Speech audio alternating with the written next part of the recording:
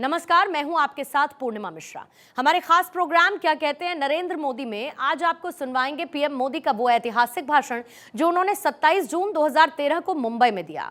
मोदी जी ने अपने भाषण में कहा था कि महात्मा गांधी ने ये कहा कि यदि आप सरकार में बैठे हो और अगर आपको कोई निर्णय करना है तो किसी गरीब को याद करना, उसके चेहरे का स्मरण करना और निर्णय करते समय सोचना कि क्या मेरा निर्णय उसके लिए खुशी का कारण बनेगा, और यदि लगता है कि बनेगा तो आपका निर्णय सही है।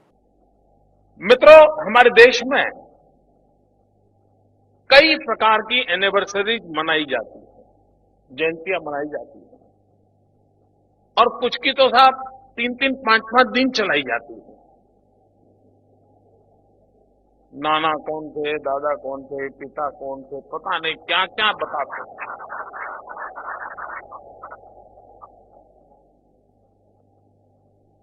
कुछ घटनाएं ऐसी है तो बार बार याद कराया जाता है। मैं हैरान था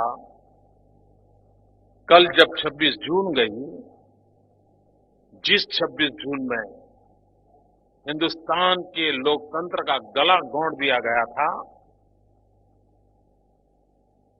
जिस मीडिया की स्वतंत्रता की बात हम सरेआम करते हैं उसे दबोच दिया गया था, व्यक्ति के अधिकारों का हनन हो गया था, देश का मीडिया लेट चुका था, घुटनों के बल बैठने की जगह पर लेट चुका था। वो दिन थे। लेकिन मैं हैरान हूं। मैं सोच रहा था 25 और 26 जून को कुछ पुराने लोगों के इंटरव्यू आएंगे, कुछ बात आएगी, कुछ चर्चाएं होगी। लेकिन मित्रों,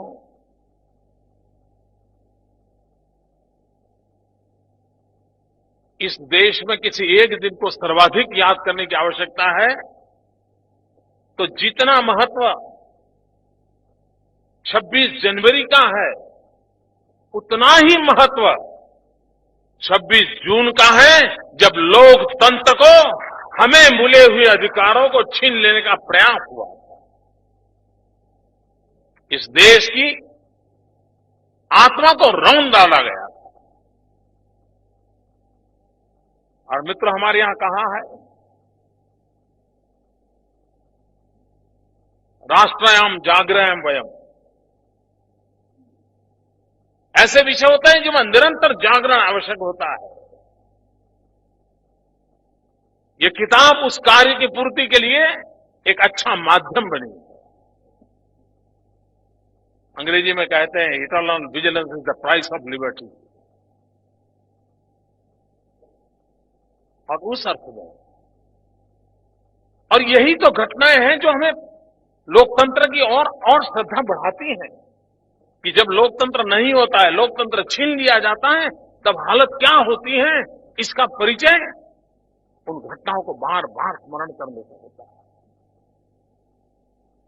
मित्रों, कोई करे न करे, जो लोकतंत्र की साधना करने वाले लोग हैं, जो लोकतंत्र में आस्था रखने वाले लोग हैं, जो लोकतंत्र के लिए समर्पित लोग हैं, उन सबका दायित्व बनता है कि इस कार्य को हमने हर पल जीवित रखना चाहिए, चेतनवंत रखना चाहिए, निरंतर प्रयास करते रहना चाहिए। और उसमें इस प्रकार के विनय जी के प्रयास एक अच्छा अवसर देते हैं। और इसलिए भी मैं विनय जी को अभिनंदन करता हूं, उनकी बधाई करता हूं। मैं तो महाराष्ट्र की धरती पर जब आया हूं तब लोकमान्य तिलक का वो मंत्र जिसने देश को एक शक्ति दी थी, उसका स्मरण आना स्वाभाविक है। लोकमान्य तिलक ने कहा था, स्वराज मेरा जन्मसिद्ध अधिकार है। मित्रों, स्वराज पाने के लिए कितने लोगों ने बलिदान दिया, स्वराज के लिए क्या कुछ नहीं झेला, और स्वराज आने से क्या हो जाएगा, सवाल या निशान भी कोई कम नहीं लगाएगा। उसके बावजूद भी स्वराज के लिए लोगों ने आहुति दी, और लोकमान्य तिलक का वो मंत्र आज भी गूंजता है, स्वराज मेरा जन्मसिद्ध अधिकार है। मित्रों, देश को आजादी को इतना समय हो गया, स्वराज के लिए जिन्होंने बलिदान दिया, हमें स्वराज तो मिला, लेकिन स्वराज मिला क्या? सुशासन मिला क्या? स्वराज के साथ सुशासन की भी यात्रा चली होती, स्वराज के साथ स्वराज की यात्रा चली होती, तो मित्रों हमारे बाद आजाद हुए देश हमसे आगे तरक्की करके न चले जाते। 100 करोड़ का देश, 120 करोड़ का देश आज दुनिया में सर्वाधिक ऊंचाई पर बैठा होता, लेकिन हमने वो मौका खो दिया। और तब जाकर के लोकमान्य तिलक से प्रेरणा लेकर के हमने भी संकल्प करना चाहिए। अगर उन्होंने कहा था स्वराज मेरा जन्मसिद्ध अधिकार है, तो हिंदुस्तान के 125 करोड़ नागरिक ललकार करें, स्वराज्य हमारा जन्मसिद्ध अधिकार है।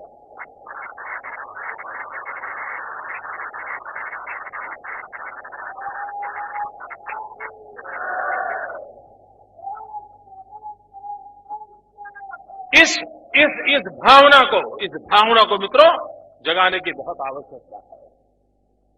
कुछ लोगों को लगता है, कभी कभी कुछ नहीं होता, अरे क्या करो यार, हमारे यहाँ तो डेमोक्रेटिक सिस्टम ऐसा है।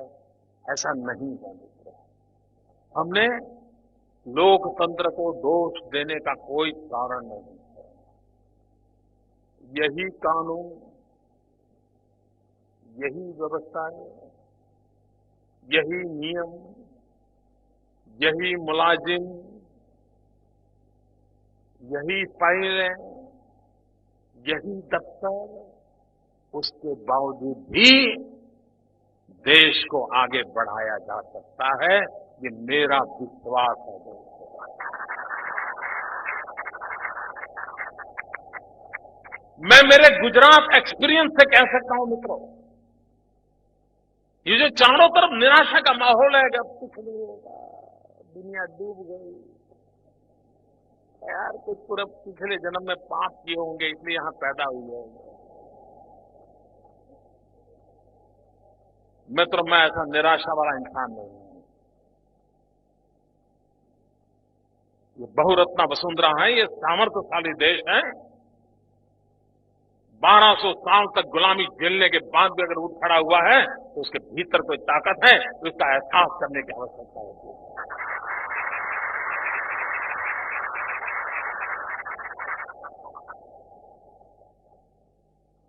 और मित्रों हमारे यहां जब गुड गवर्नेंस की बात होती है, सुराज्य की बात होती है, तो पहले ये समझना होगा कि आखिरकार हम सरकार को समझते क्या है और सरकार वाले अपने आप को क्या समझते हैं।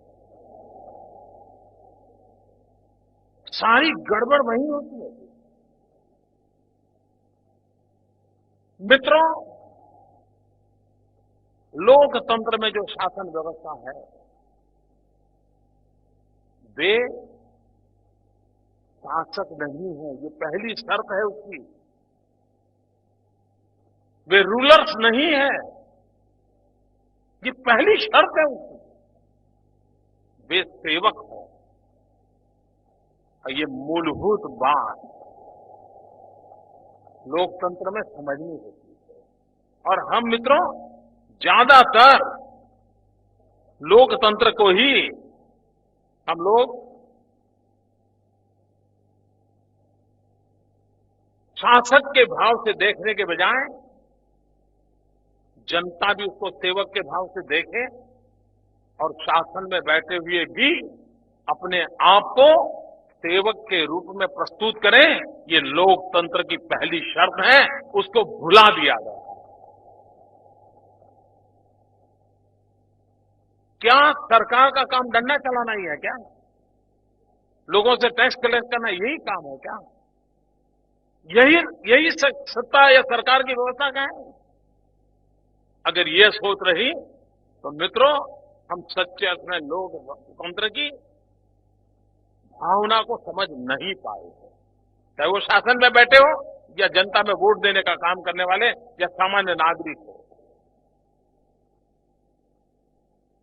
मित्रों जिन दिनों ब्रिटिशर राज करते थे और आजाद होने के बाद हमारी सरकारें आने लगी, दोनों में फर्क क्या? उस मूलभूत फर्क को समझने की आवश्यकता है। अंग्रेज शासन करते थे तो उस शासन व्यवस्था का अल्टीमेट एम क्या था? उनका अल्टीमेट ये था कि ब्रिटिशरों का यावत चंद्र दिवाकरो यहां राज रहे, यहां चीजें ऐसी हो कि जिसे अनरेस्ट पैदा न हो और वो मजबूत होते चले। ये उनका मूलभूत आधार था। लोकतंत्र और स्वराज आने के बाद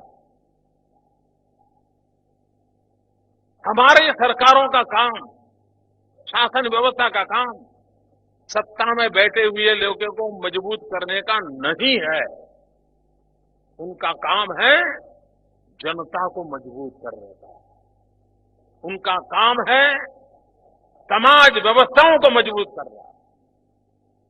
ब्रिटिशरों का इरादा वो होगा, हमें तो लोक शक्ति को सशक्त करना चाहिए, ये उसका मूलभूत सिद्धांत होना चाहिए। मित्रों, हमारे यहां दो शब्द हैं और हम शब्दों का अर्थ भी भूल गए। कभी कभी हम कहते हैं कि भाई कि आजकल क्या करते हो, तो जवाब देता है जॉब है। मित्रों, सरकार में कभी भी जॉब शब्द का उपयोग नहीं होता था। प्राइवेट कोई नौकरी करता है तो वो जॉब कर रहा है ऐसा माना जाता था, क्योंकि वो कंपनी की भलाई के लिए काम करता था, कंपनी का विकास हो, कंपनी का मुनाफा, उसके लिए काम करता था। लेकिन जो गवर्नमेंट में काम करता था उसके लिए शब्द था सर्विस करता। देखिए, मूलभूत बात है। हमने भी कभी भी हम सोचते हैं, बोलते हैं, लेकिन कभी हमने इस कंपैरिजन करेंगे तो पता चलेगा कितना बड़ा आसमान जमीन का अंतर है। सरकार में काम करने वाला सर्वेंट है, सर्विस करता है। कंपनी में काम करता है, 2 करोड़ रुपया कमाता होगा, जॉब करता है। तो जॉब और सर्विस में बहुत बड़ा अंतर है। इस मूल भावना को तब हम जी करके सीखते हैं जब हम खुद लोकतंत्र की विभावनाओं को हर रूप में अगर पचाते हैं, तब जाकर के मित्रों उसको करता है। मित्रों, सरकार किसके लिए? आखिरकार सरकार किसके लिए? अगर मान लीजिए मुकेश अंबानी बीमार हुए, उनको सरकार की जरूरत है? हिंदुस्तान के दुनिया के टॉप मोस्ट डॉक्टर आकर के खड़े हो जाएंगे। लेकिन एक गरीब बीमार हुआ तो उसे सरकार की जरूरत पड़ती है।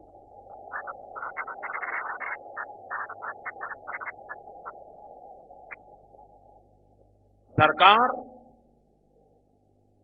गरीबों की बेली होती है, गरीबों की आस्था होती है, आकांक्षा होती है। ये उसका मूलभूत एलिमेंट सरकार का होना बहुत जरूरी होता है। मित्रों, महात्मा गांधी, उनकी एक बात बहुत समझने जैसी है। गांधी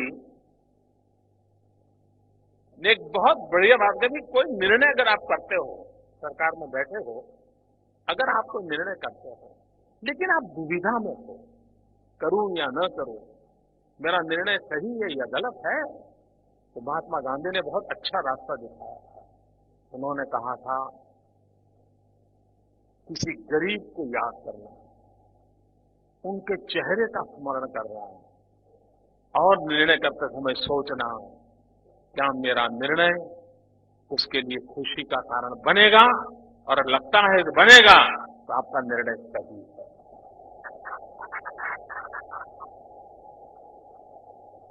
मित्रों, ये सरकार शासन नाम की जो व्यवस्था है, उसके ये मूलभूत आवश्यकता रहती है और इसलिए मित्रों उसको करना चाहिए।